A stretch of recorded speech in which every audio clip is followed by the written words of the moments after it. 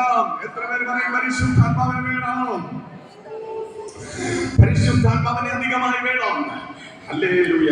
എന്റെ കർത്താവ് പ്രാർത്ഥന പഠിപ്പിച്ച പ്രാർത്ഥന നിങ്ങൾക്കറിയാമോ? കർത്താവ് അനേകം പ്രാർത്ഥനകൾ പഠിപ്പിച്ചു. മാതൃകാ പ്രാർത്ഥന പഠിപ്പിച്ചു. സ്വർഗസ്ഥനായ നിങ്ങളുടെ ദൈവമേ എന്ന്, നിങ്ങളുടെ പിതാവേ എന്ന് തുടങ്ങിയ പ്രാർത്ഥന കർത്താവ് പഠിപ്പിച്ചു. ഹല്ലേലൂയ. ആ പ്രാർത്ഥന പഠിപ്പിച്ചതുപോലെ തന്നെ ലൂക്കോസിന്റെ സുവിശേഷം 11-ാം അധ്യായത്തിന്റെ എടുക്കരുത്, ഞാൻ പറഞ്ഞു പോകാം.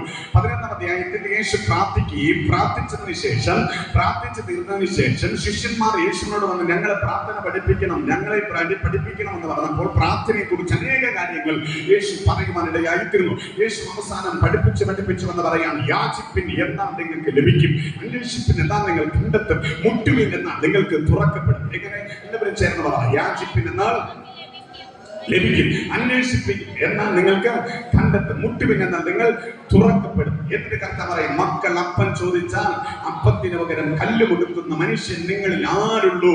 ആമേൻ, സ്തോത്രം. ഹല്ലേലൂയ. ഇങ്ങനെ അപ്പം ചോദിച്ചാൽ അപ്പത്തിന് പകരം കല്ല് കൊടുക്കുമോ? അത് മുട്ട ചോദിച്ചാൽ മുട്ടയ്ക്ക് പകരം പാമ്പിനെ കൊടുക്കുമോ? എന്നിട്ട് കർത്താവ് പറയുന്ന ഒരു വാക്കുണ്ട്, ദോഷികളായ നിങ്ങൾ നിങ്ങളുടെ മക്കൾക്ക് നല്ല ദാനങ്ങളെ കൊടുപ്പാൻ അറിയുന്നുവെങ്കിൽ സ്വർഗസ്ഥനായ പിതാവ് തന്നോട് യാചിക്കുന്നവർക്ക്